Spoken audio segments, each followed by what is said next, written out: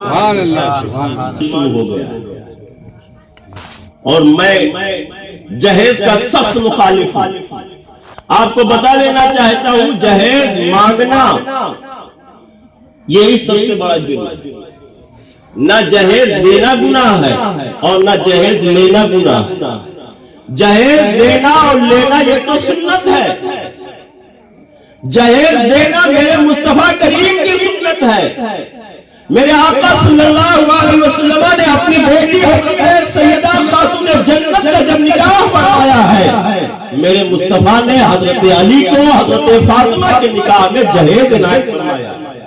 5 برتن دیا ہے. مٹی کے برتن تھے، پنچکی تھی اور اس کے بعد آٹا پیسنے والی چکی تھی. یہ میرے مصطفیٰ نے بھی جہیز دیا تھا اور اس جہیز کو حضرت علی نے قبول کیا. معلوم یہ ہوا کہ جہیز دینا یہ میرے آقا کی سنت ہے اور جہیز لینا یہ حضرت علی کی سنت ہے. تو جہیز دینا اور لینا یہ دونوں جائز ہے، سنت سے ثابت ہے. لیکن جہیز مانگنا یہ حرام ہے اور اتنا سخت حرام ہے. اللہ کے رسول ارشاد فرماتے ہیں، اللہ تعالیٰ فرماتا ہے جو دنیا میں کسی سے مانگتا ہے بغیر کسی ضرورت کے تو اللہ تعالیٰ کل قیامت کے دن اس کو فقیروں کی جماعت میں اپنی بارگاہ میں منوائے. اور ایک حدیث شریف میں آیا اس کے جسم سے کھالیں اتار لی جائے گی، وہ بغیر کھال کے میدان میں شریک ہے. لہذا کبھی بھی کسی سے ڈیمانڈ نہ کرو. اور یہ جان لو کہ جہیز مانگنے والا یا تو وہ نامرد ہے اور یا تو اسے اپنے رازق اللہ پر بھروسہ نہیں. نامرد اس لیے کہہ رہا ہوں کہ اگر وہ جوان ہوتا ہٹا کٹا تو کم از کم وہ اسے اپنے بازوؤں کی طاقت پر اتنا بھروسہ ہوتا کہ میں اپنے ہونے والی بیوی کو اپنے بازوؤں کی طاقت کی بنیاد پر محنت کر کے میں اسے کھلا دلاؤں گا.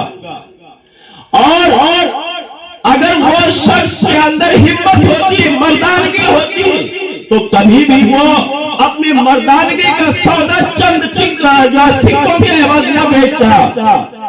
اور اگر اسے اپنے رب پر بھروسہ ہوتا، اپنے رب کو وہ رازق مانتا تو وہ کبھی بھی کسی کے سامنے ہاتھ پھیلانے کی جرات نہیں کرتا. لہذا میرے دوستو آپ یاد رکھو اور بچیوں کو اپنے علم دین کی دولت سے آراستہ کر کے دیندار بناؤ. بچیاں ہو یا بچے، ان کو تعلیم دینا بے حد ضروری ہے. آج امت مسلمہ کا معاملہ یہ ہے، آپ سوچو آپ کے سماج میں جو سب سے زیادہ کم ترین لوگ تھے، جن کا سماج میں کوئی وقار نہ تھا، جن کی سماج میں کوئی عزت نہ تھی، جنہیں لوگ آدمی ماننے کے لیے تیار نہیں تھے، جانوروں کی طرح انہیں سمجھا جاتا تھا، لیکن آج وہ لوگ تعلیم حاصل کر کے بڑے بڑے عہدوں پر براجمان ہے. اور آج امت مسلمہ جس کے اوپر نازل ہونے والے قرآن کی ابتدا ہی لمحے طور سے ہوئی تھی، غار حرا میں جو سب سے پہلی آیت نازل ہوئی ہے قرآن کی، وہ کوئی اور نہیں، وہ آیت ہے جس کے اندر پڑھنے کا حکم دیا گیا ہے. اقرا ہے میرے محبوب، آپ پڑھیے. گویا لکھنا پڑھنا اگر کسی مذہب نے سب سے پہلے سکھایا ہے تو وہ مذہب اسلام نے سکھایا ہے. لیکن آج ان سے دور ہونے والے سب سے پہلی اور بڑی امت مسلمہ بن چکی. آج ہمارے نوجوانوں کو موبائل میں مست رہنے کا بہت وقت ہے، لیکن اگر انہیں ثنا یاد کرنے کے لیے کہہ دیا جائے تو ان کے پاس ٹائم نہیں. اگر وہ چاہے تو اسی موبائل کے ذریعہ سے پورا نماز پڑھنے کا طریقہ حاصل کر سکتے ہیں اور اسی کے ذریعہ سے وہ پورا نماز کی تمام صورتیں دعائیں سب یاد کر سکتے ہیں. لیکن ان سب کے باوجود انہیں وقت نہیں ہے. آج معاملہ یہ ہے دیکھا دیکھی نماز پڑھی جاتی ہے. نماز پڑھنے کے لیے کھڑے ہو گئے، بغل والے کو دیکھ رہے کیسے رکوع کر رہا ہے، کیسے سجدہ کر رہا ہے. اسی حساب سے وہ کر رہے ہیں، نقل کر کے نماز پڑھ رہے ہیں، لیکن انہیں نماز پڑھنے کا صحیح شعور نہیں ہے۔ آج ہم اور آپ نے اپنے بچوں کو دین سے اتنا دور کر دیا ہے کہ آج ہمارے بچے علم دین حاصل کرنے کے لیے آمادہ ہی نہیں ہوتے ہیں۔ آپ یاد رکھو میرے عزیزوں، اگر آپ نے اپنے بچے کو سب کچھ دے دیا، انہیں پراپرٹی دے دی، دکان مکان دے دیا اور تمام جائیدادیں دے دی، تو آپ یہ نہ سمجھیں کہ میں نے اپنے بچوں کو آباد کر دیا ہے۔ نہیں، آباد آپ کا بچہ اسی وقت ہوگا جب اسے آپ علم دین دے دیں گے، آپ اسے تعلیم قرآن دے دیں گے، تب آپ سمجھیں کہ آپ کا بچہ آباد ہے۔ ورنہ کل وہی بچہ اللہ کے حضور کھڑا ہو کر کے کہے گا مولا یہ میرا باپ ہے، اس نے مجھے نماز پڑھنے کا طریقہ نہیں بتایا ہے، اس نے مجھے قرآن پڑھنے کا طریقہ نہیں بتایا ہے۔ ایسی صورت میں اللہ کے حضور آپ کے پاس کوئی جواب۔ لہٰذا اپنے بچوں کو پڑھاؤ۔ عالم اور حافظ بنانا ضروری نہیں ہے، لیکن اتنی تعلیم جس کے ذریعہ سے وہ حلال اور حرام کو پہچان سکے، جائز اور ناجائز کو پہچان سکے، غلط اور صحیح کو پہچان سکے، اللہ کی عبادت جو اس کے اوپر فرض ہے 5 وقت نماز وہ صحیح طور سے ادا کر سکے، رمضان کا مہینہ آئے تو روزے کے مسائل وہ جان سکے، اللہ اسے دولت دے اور وہ صاحب نصاب ہو جائے، مالک نصاب ہو جائے تو زکوٰۃ کے مسائل وہ جان سکے۔ اتنا علم ہر مرد مسلمان اور عورت سیکھنا فرض۔ آقا کریم صلی اللہ علیہ وسلم فرماتے ہیں کلکم راعی وکلکم مسئول عن رعیتہ، تم میں کا ہر شخص چرواہا ہے، نگہبان ہے، اور اس سے کل قیامت کے دن اس کے ریوڑ کے بارے میں پوچھا جائے گا۔ آقا نے فرمایا کہ ہر شخص چرواہا ہے، یعنی اپنے ریوڑ کا نگہبان ہے، یعنی اگر وہ گھر کا گارجین ہے تو اپنے گھر کے تمام فیملی ممبران کا وہ ذمہ دار ہے۔ کل قیامت کے دن اللہ کی بارگاہ میں اس سے پوچھا جائے گا تو نے اس فیملی کے تمام ممبروں کو دین کتنا سکھایا ہے؟ اگر آپ نے سکھایا نہیں ہے، آپ جان لیجیے آپ کی تربیت میں کسی قسم کی کمی رہ جاتی ہے، کل قیامت کے دن اللہ کے حضور آپ کو کھڑا ہونا ہوگا اور ایسے وقت میں آپ کے پاس کوئی جواب نہیں ہوگا، اور اس کے ساتھ ساتھ اللہ آپ کو اس کے عوض میں عذاب دے۔ اللہ کے عذاب سے بچنے کے لیے آپ اپنے بچوں کو تعلیم کی دولت سے آراستہ کر دو۔ علم دین میں نہیں میں کہتا ہوں کہ آپ صرف عالم اور حافظ ہی بناؤ، آپ کچھ بھی انہیں بناؤ، ڈاکٹر بناؤ، انجینئر بناؤ، اور جو کچھ بھی چاہو پروفیسر بناؤ، وکیل بناؤ، لیکن کم از کم انہیں سب سے پہلے آپ مسلمان بناؤ، اسلام کے احکام کا جاننے والا بنا دو۔ انشاءاللہ الرحمن آپ کی نسلیں درست ہو جائیں گی، آپ کی اولادیں درست ہو جائیں گی، آپ کا معاشرہ درست ہو جائے گا، اور اگر آپ اس کے برخلاف زندگی گزارتے ہیں تو یاد رکھیے آپ نہ دنیا میں کامیاب ہو سکتے ہیں نہ آخرت کے عذاب سے آپ بچ سکتے ہیں۔ حضور سیدنا غوث اعظم رضی اللہ تعالیٰ عنہ کا مبارک مہینہ ہے، آپ کے تعلق اور آپ کے کردار اور اعمال کو ہم اور آپ کو ملاحظہ کرنا ہے۔ دیکھیے سرکار غوث اعظم رضی اللہ تعالیٰ عنہ اپنی ماں کے پیٹ میں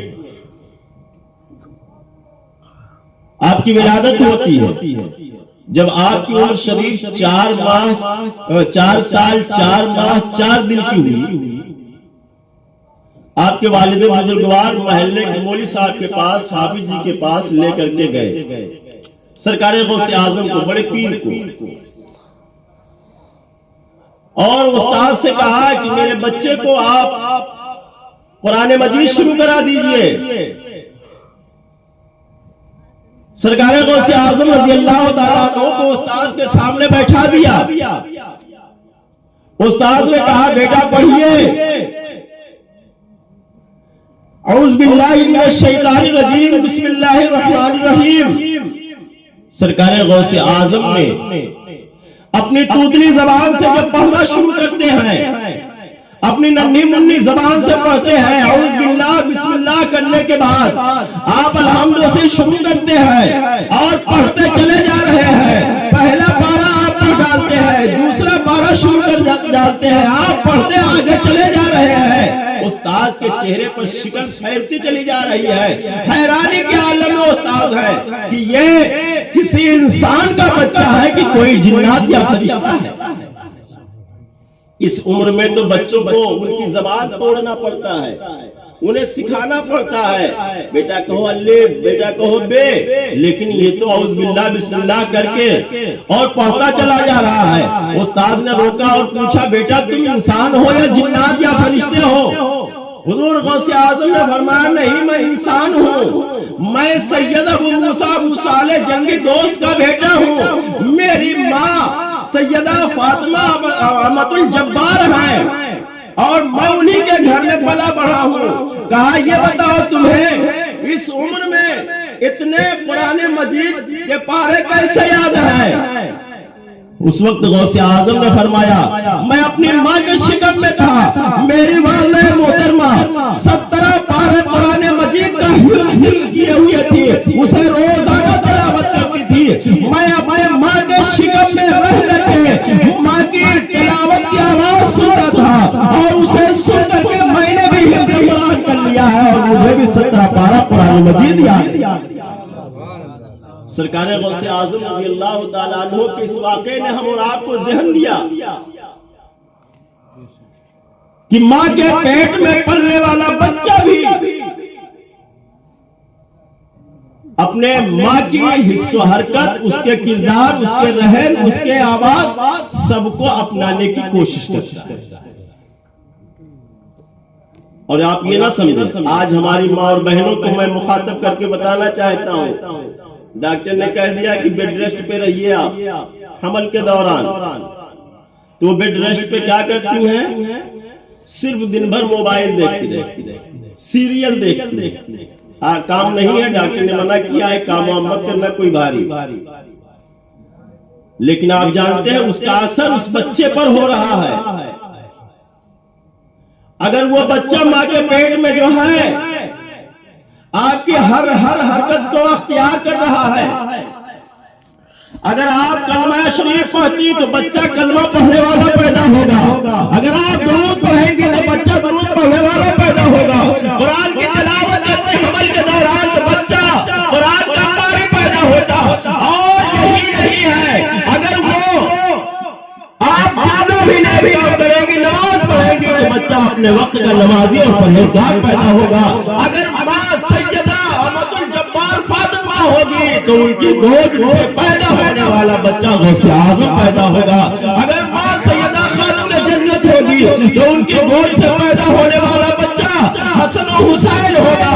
اگر ماں پرہیزگار عابدہ زاہدہ ہوگی تو بیٹا قطب الدین بختیار کاکی پیدا ہوگا۔ لہذا ہماری ماؤں کو بدلنے کی ضرورت ہے، اپنی اصلاح کرنے کی ضرورت ہے، وہ اپنے بچوں کی تربیت کرنا ان کی ذمہ داری ہے۔ آپ دیکھیے بچوں کے لیے ماں اور باپ کی تربیت کا جوہر اللہ نے ان کے ماں اور باپ کے ہاتھوں میں رکھا ہے، بچے کی تربیت کا جوہر۔ بچہ پیدا ہونے کے بعد اس کا ذہن بالکل کوڑا کاغذ ہے، سادی تختی ہے، اس پر جیسا وہ آپ کو کرتا ہوا دیکھے گا ویسے ہی اس کے ذہن میں چھپ جائے گا۔ وہ عقل سے کام نہیں لیتا، وہ نقل کرتا ہے۔ آپ نے دیکھا ہوگا بہت بار مشاہدہ کیا، چھوٹے چھوٹے بچے، ننھے منھے بچے ماں کو نماز پڑھنے دیتے ہیں، پیچھے وہ بھی پڑھنے لگتے ہیں۔ اور آپ مثال دیکھیں، ہندوستان میں بچہ پیدا ہوتا ہے، وہ اردو یا ہندی بولتا ہے، لیکن اسی عمر کا بچہ جو امریکہ میں پیدا ہوا وہ انگریزی بولتا ہے، جو عرب میں پیدا ہوا وہ پیدا ہونے کے بعد عربی بولنے لگتا۔ آخر کیوں؟ وجہ اس کی یہ ہے کہ جس ماحول میں اس نے آنکھ کھولی ہے، جس ماحول میں اس کا بود و باش ہے، جس ماحول میں اس کا رہن سہن ہے، وہ بولنے کی عمر پہ جیسے ہی آتا ہے، جیسے ہی اس کے کانوں میں جو آوازیں جو زبانیں پہنچتی ہے اس اسی کو وہ بولنے لگتا ہے. اگر ماں باپ عربی بولنے والے ہیں تو بچہ عربی بولنا سیکھ لیتا ہے. ماں باپ انگریزی بولنے والے ہیں تو بچہ انگریزی بولنا سیکھ لیتا ہے. اور اگر ماں باپ اردو ہندی بولنے والے ہیں تو بچہ اردو ہندی بولنے لگتا ہے. معلوم یہ ہوا کہ بچہ اپنے ماں باپ کی زبان ان کی حص و حرکت کو اختیار کرتا ہے. حضرت بابا فرید الدین گنج شکر رحمت اللہ علیہ کا مشہور واقعہ ہے، آپ نے بارہا سنا ہوگا. ان کا یہ بہت مشہور واقعہ ہے. خواجہ فرید الدین گنج شکر رحمت اللہ علیہ، آپ کا نام مسعود ہے، فرید الدین آپ کا لقب ہے، گنج شکر بھی آپ کا لقب ہے. حضرت خواجہ فرید الدین گنج شکر رحمت اللہ علیہ بچپنے کی عمر میں ہے. والدہ محترمہ اپنے وقت کی ولیہ ہیں، پرہیزگار ہیں، اپنے بچے کی تربیت کرنا چاہ رہی ہیں. اب سوچتی ہے بچے کو نمازی بنانے کے لیے کون سا طریقہ اختیار کروں. ان کے دماغ میں آیا جیسے جیسے بچہ انہیں نماز پڑھتا دیکھ